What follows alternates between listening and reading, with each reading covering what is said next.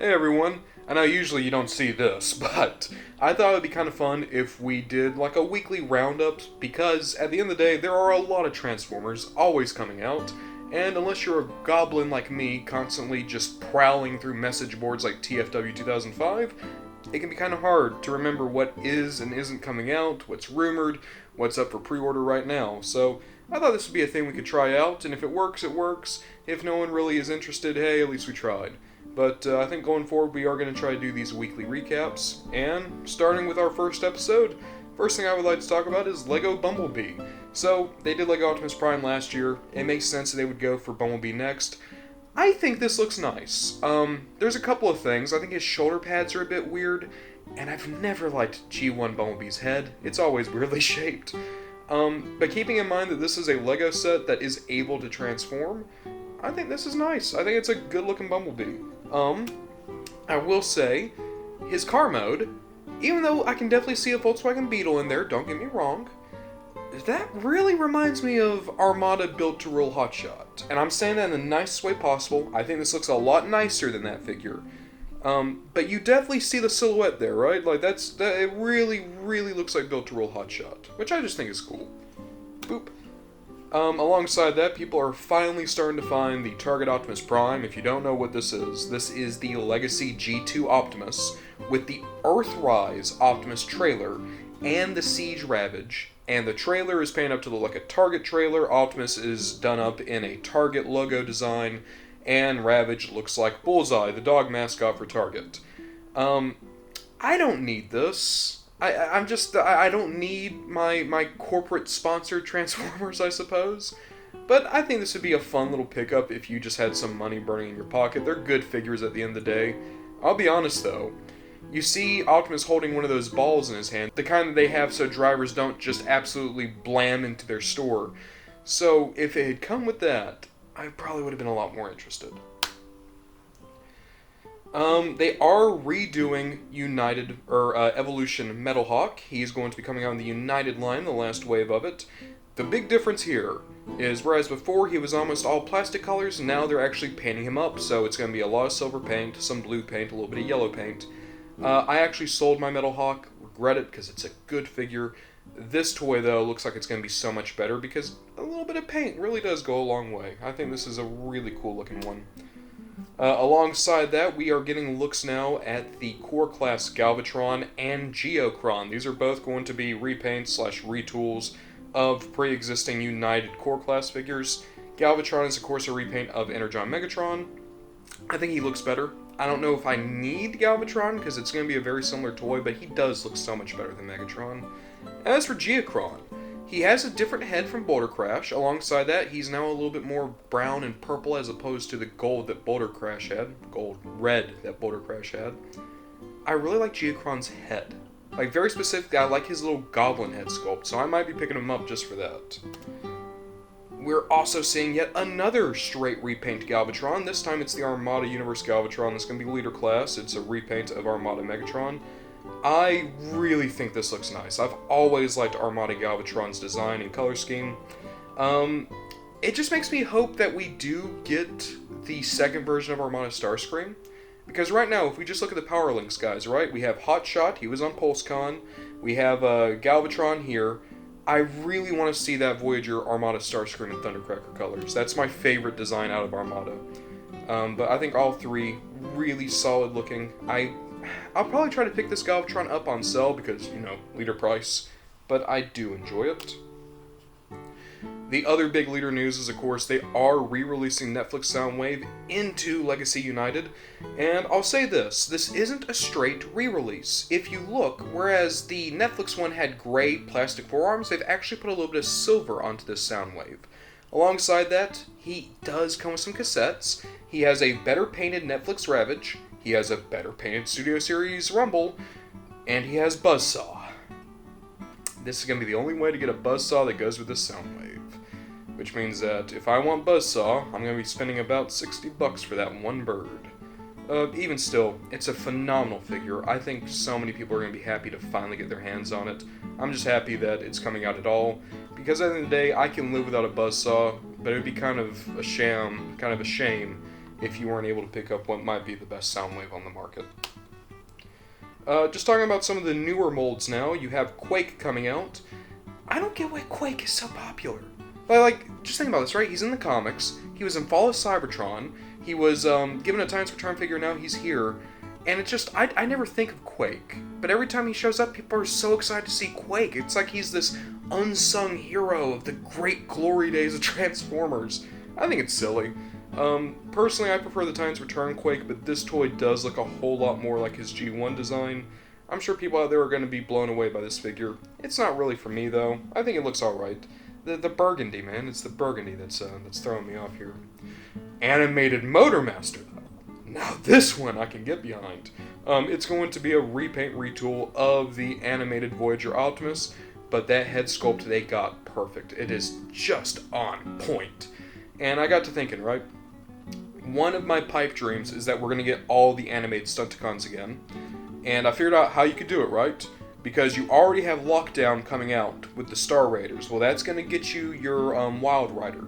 And then you can get Dead End from the Studio Series Jazz. And then you can use, preferably, Bumblebee Movie RC for Drag Strip. Because even though it's not going to have the right vehicle mode, it's going to have the right silhouette and robot mode.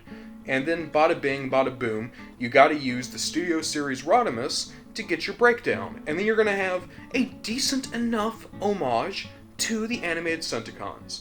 That's a box set I've always loved, never been able to pick up. I think that would be really cool, but we're probably only gonna get Motormaster. But that's fine, because guess what? It's as close to a Macho Man Transformer as where we're gonna get. Speaking of Optimuses, though, we are going to get the toy-inspired Deluxe Optimus in this next wave.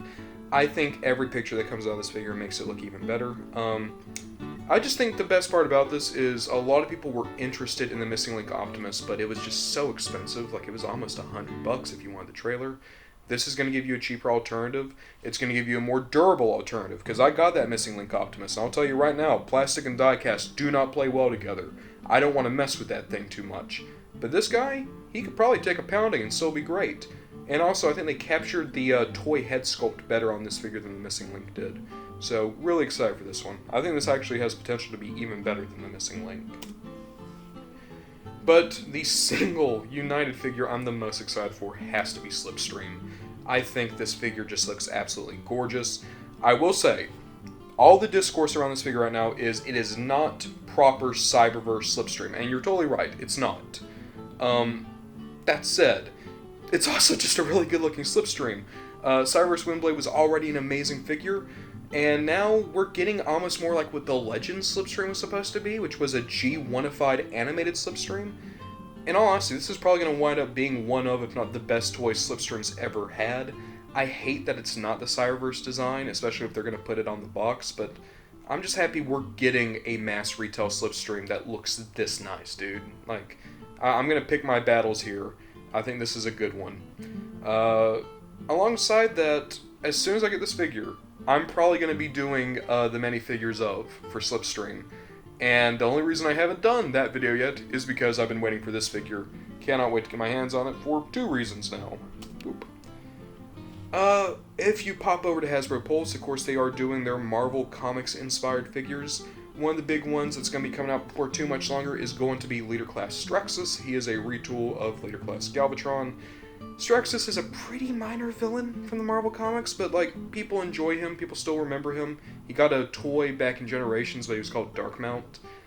I'm just not seeing anything here that's personally for me. I like the cell shading on, like, his forearms and the muzzle of his cannon, but other than that, I can pass on it, but I'm sure someone out there is going to be really excited for him, and at the end of the day, at least they capture the design well.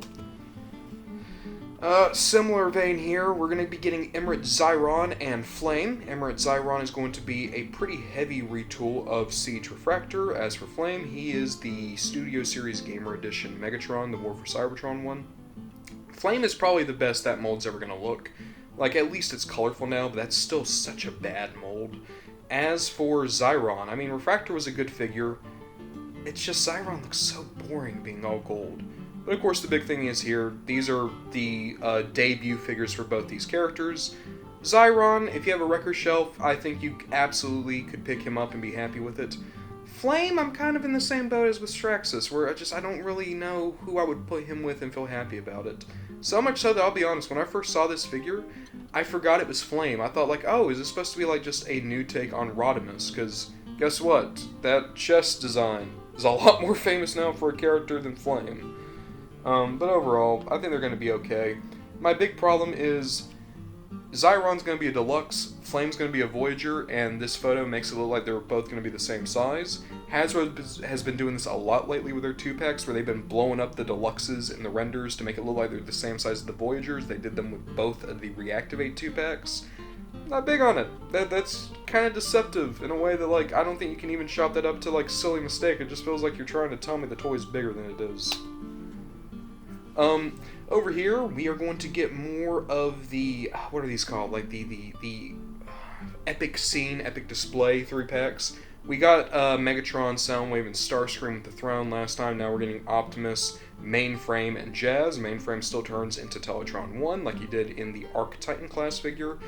Overall, these are just going to be better paint jobs for these figures.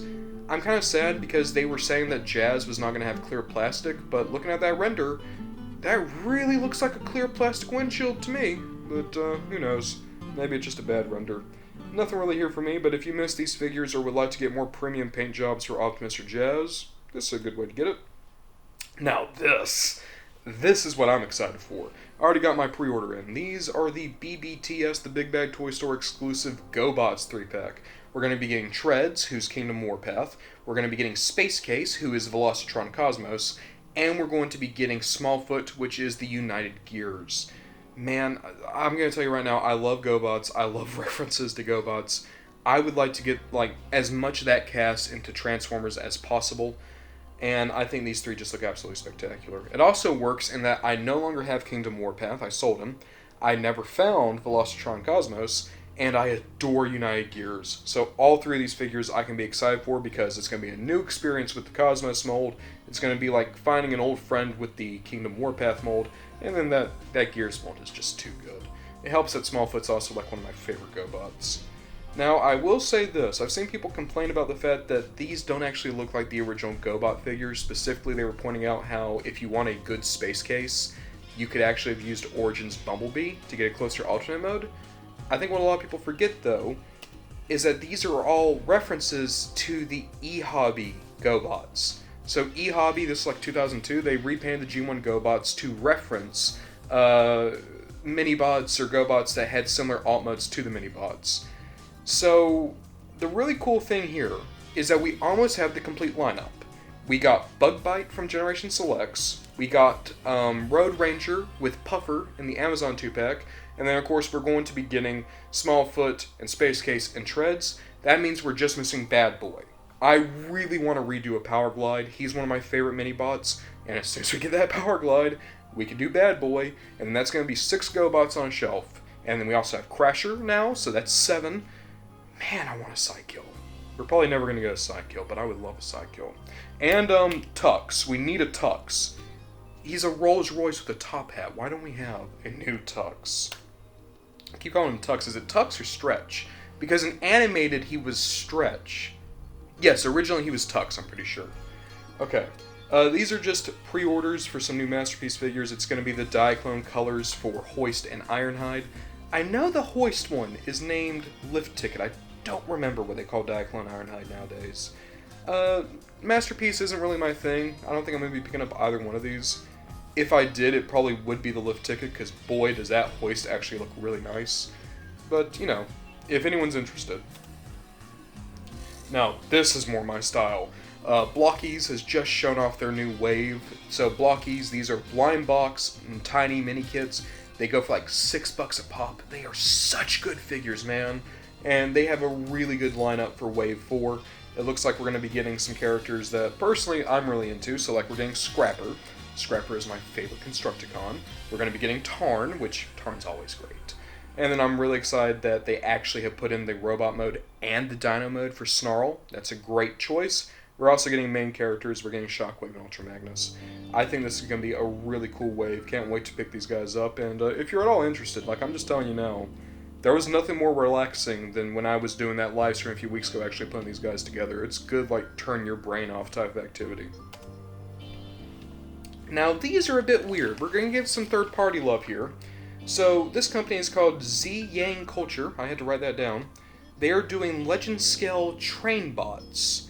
They're releasing the legs first. This is the colored prototype for them. I don't know Train Bots. I don't know this company. I probably won't be picking these guys up, but if you are a Legend Scale collector, this is going to be cool because, hey, it's ultimately going to give you a really nice combiner that I don't know if any other Legend Scale company is going to be touching anytime soon. But if we're going to be talking Legend Scale, baby, New Age is sending out their blaster. It looks beautiful. I mean, everything New Age does is beautiful. Let's just be real, but this guy I think is going to be really special. Can't wait for him.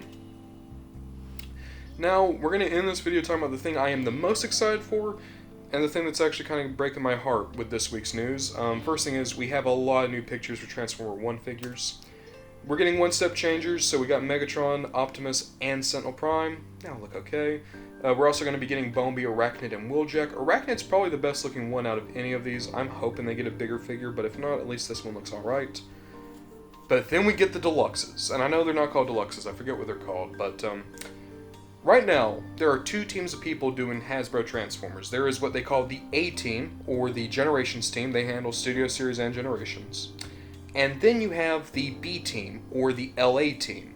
And they're the ones that did Earthspark, they did Cyberverse, they're going to be doing Transformers 1, and they did Rise of the Beasts. For my money, I actually prefer the LA team.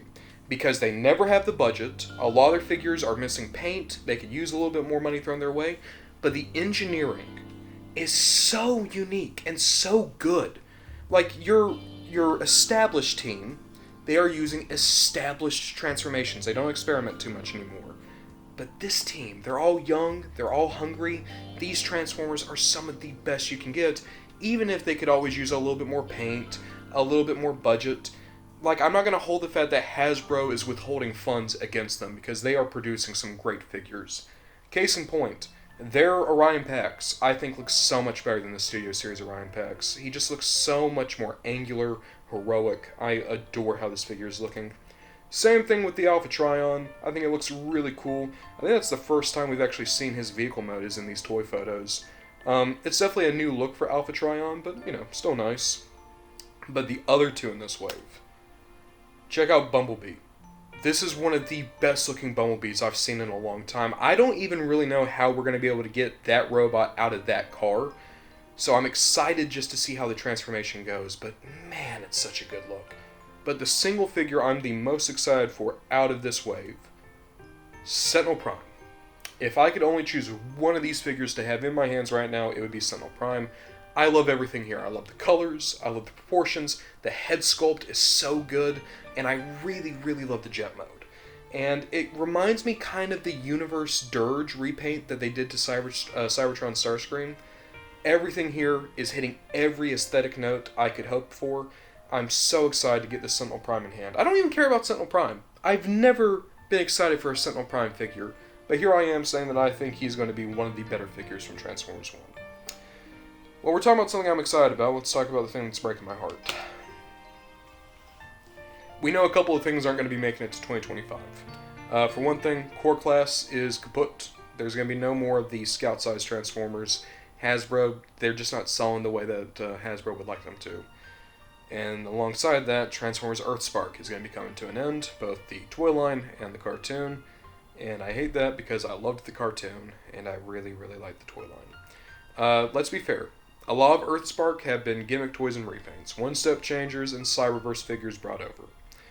But the figures that the team made themselves, the Twitch, the Megatron, the Optimus, the Nightshade, the Cyber Combiners, the Alita 1, basically all the other Warrior toys too, the Optimus, the Jawbreaker, they've all been so good. And again, they're simple. They're simpler, yes.